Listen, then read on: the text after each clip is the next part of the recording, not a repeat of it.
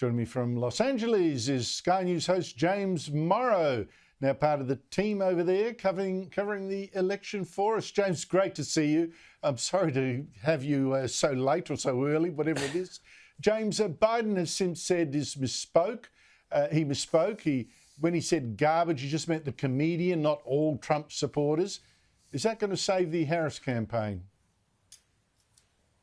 Well, I don't think so because, we both know, Andrew, there's a great rule in politics, and that is when you're explaining, you're losing.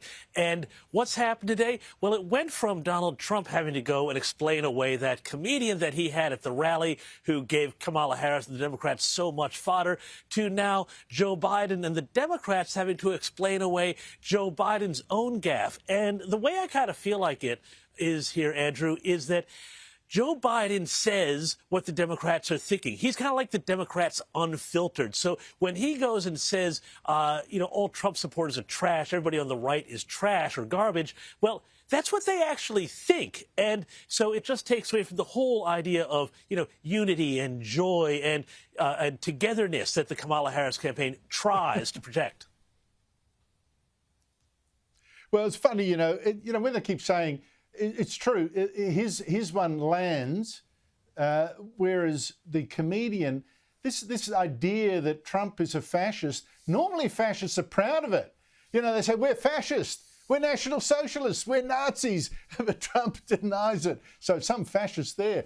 Look, until then, though, Harris has had a strong day, hadn't she? What did you make of her big speech? Well, look, the weird thing about the speech was that it was pitched as this great sort of unifying speech, and yet the entire speech was just simply obsessed with Donald Trump. And what would Donald Trump do if he comes to office?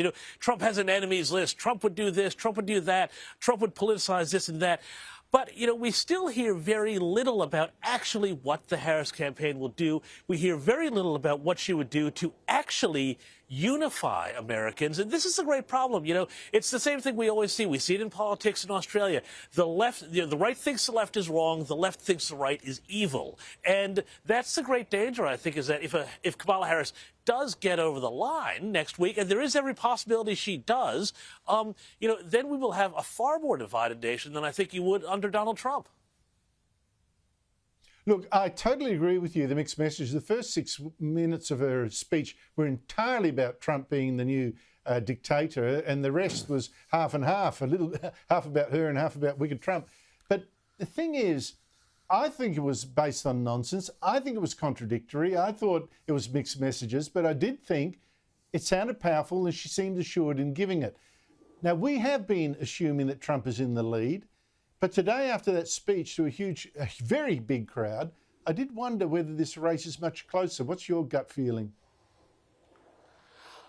Look, my gut feeling is that this is a very close race. I do not think it's necessarily going to definitively fall Donald Trump's way. I know that the polls suggest that. I know that if you look at the early voting trends, that suggests it. But the other thing, though, I would say, Andrew, is that right now, I think almost all votes are pretty much baked in. So even if Donald Trump has this spectacular sort of, or Kamala Harris has this spectacular sort of speech and rally now, it's not necessarily going to move the needle that much. Really, at this stage, it's about the ground game and it's about getting out the vote.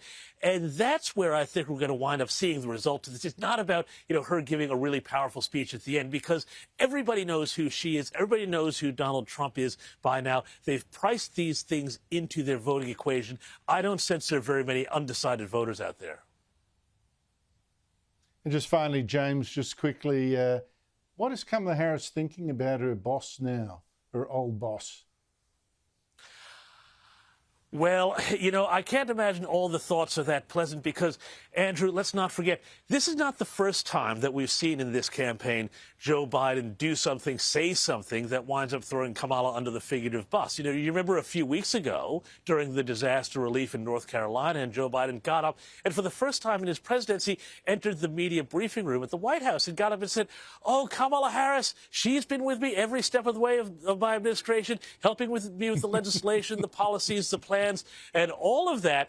And, everybody looked at it and said, Whoa, this is just totally destroys her ability to, run away from that record. So this is not the first time this has happened, because I think that the theory is that Joe Biden wants to be able to say on some level there that he was the only president to defeat Donald Trump at an election. He wants that to be his legacy, having been shunted aside by the Democrat establishment.